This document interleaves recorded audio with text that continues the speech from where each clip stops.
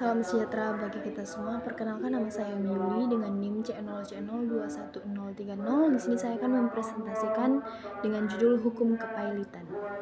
Terdapat materi yang akan saya bahas, yaitu pengertian kepailitan, filosofi yang terjadi di dalam perkembangan hukum kepailitan, tujuan hukum kepailitan, penyebab kepailitan di Indonesia, syarat-syarat permohonan pailit, dan akibat kepailitan. Pengertian kepailitan. Kepailitan adalah suatu sitaan atau eksekusi atas seluruh kekayaan si debitur untuk kepentingan semua kreditor-kreditornya. Pengertian kepailitan di Indonesia mengacu pada Undang-Undang Nomor 37 Tahun 2004 tentang kepailitan dan penundaan kewajiban pembayaran utang.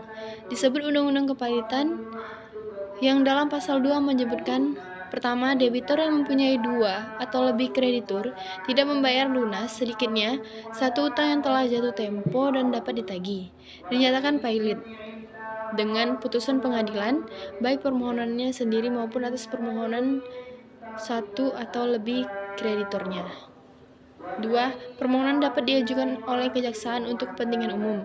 Ketentuan pasal 2 ayat 1 di atas menyatakan bahwa syarat untuk dapat dinyatakan pailit adalah debitur telah berhenti membayar hutangnya, bukan karena tidak sanggup. Dengan kata lain, berhenti karena debitur tidak berkeinginan untuk membayar hutangnya. Filosofi yang terjadi di dalam perkembangan hukum kepailitan. Jika ditelusuri secara hukum tentang kepailitan, diketahui bahwa hukum tentang kepailitan itu sendiri sudah ada sejak zaman Romawi. Kata bangkrut, yang dalam bahasa Inggris disebut bankrupt, berasal dari undang-undang di Italia yang disebut dengan bancarupta.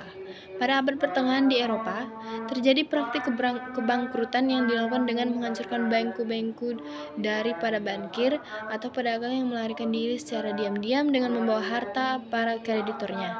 Adapun di Venetia pada waktu itu, di mana para pemberi pinjaman atau bankir saat itu yang banku memberi mereka yang tidak mampu lagi membayar utang atau gagal dalam usahanya, banku tersebut benar-benar telah patah atau hancur. Selanjutnya, tujuan kepailitan. Pertama, meningkatkan upaya pengembalian kekayaan. Kedua, memberikan perlakuan baik yang seimbang dan dapat diperkirakan sebelumnya kepada para kreditor. Ketiga, memberikan kesempatan yang praktis untuk reorganisasi perusahaan yang sakit. Penyebab kepailitan di Indonesia. Salah satu resiko yang harus dikelola dengan baik adalah gagalnya perusahaan di sektor real mengembalikan pinjaman. Kegagalan perusahaan dalam mengembalikan pinjaman dapat dikategorikan perusahaan mengalami corporate failure. Penelitian dengan topik kebangkrutan atau kepailitan perusahaan terus dilakukan oleh para peneliti dengan memakai alat uji statistik. Olson 1980 adalah peneliti pertama menggunakan analisis logis untuk memprediksi kepailitan. Pada penelitiannya, Olson menggunakan 105 perusahaan yang pailit dan 2058 perusahaan yang tidak pailit, serta menemukan bahwa 7 rasio keuangan mampu mengidentifikasi perusahaan yang akan pailit dengan tingkat ketepatan yang mendekati hasil penemuan Altman.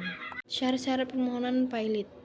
Pertama, syarat adanya 2 kreditor atau lebih menunjukkan bahwa pengajuan permohonan pailit tidak dapat dilakukan apabila debitor hanya memiliki satu utang atau satu kreditor saja.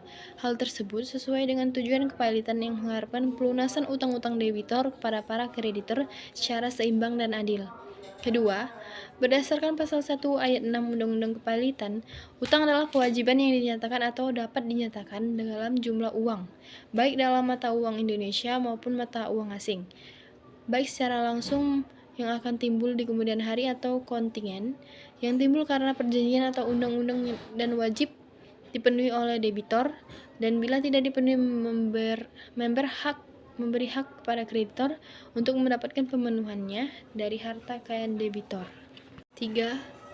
Hutang yang telah jatuh tempo adalah kewajiban untuk membayar utang yang telah jatuh waktu, baik dikarenakan diperjanjikan karena percepatan waktu penagihannya, sebagaimana diperjanjikan karena pengenaan sanksi atau denda oleh instansi yang berwenang, maupun karena putusan pengadilan arbiter atau majelis arbitres.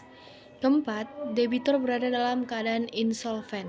Akibat kepailitan. Pertama, akibat kepilitan terhadap harta kekayaan debitur pilot.